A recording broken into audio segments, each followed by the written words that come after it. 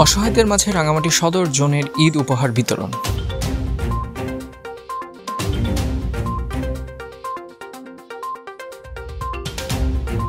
রাঙামাটি সদর উপজেলাধীন সাপছড়ি ইউনিয়নের 2 শতাধিক অসহায়ের মাঝে ঈদ উপহার বিতরণ করেছেন সদর zone commander lieutenant colonel Junaid Uddin Shah Chowdhury.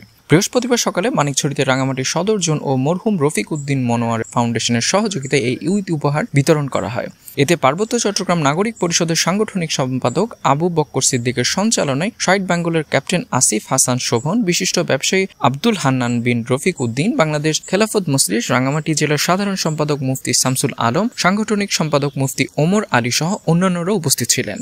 এ সময় জোন কমান্ডার বলেন, বাংলাদেশ সেনাবাহিনী পার্বত্য অঞ্চলের পাহাড়ি বাঙালি জনগোষ্ঠীর আর্থসামাজিক উন্নয়নে কাজ করে যাচ্ছে। তারই অংশ হিসেবে আসন্ন ঈদ উল ফিতর ঘিরে আজকের এই আয়োজন। পাহাড়ের পিছিয়ে পড়া জনগোষ্ঠীর উন্নয়নে রাঙামাটি সদর জোনের পক্ষ থেকে সহযোগিতা অব্যাহত থাকবে বলেও জানান তিনি। আলোচনার পর 2 শতাধিক অসহায়ের মাঝে ঈদ উপহার হিসেবে শাড়ি, লুঙ্গি ও পাঞ্জাবি বিতরণ করা হয়। অনুষ্ঠানের পর জামিয়া আয়েশা সিদ্দিকা রাদিয়াল্লাহু আনহু মহিলা মাদ্রাসা নির্মাণাধীন ভবন পরিদর্শন করেন zone commander lieutenant colonel Junaid Uddin Shah Chowdhury.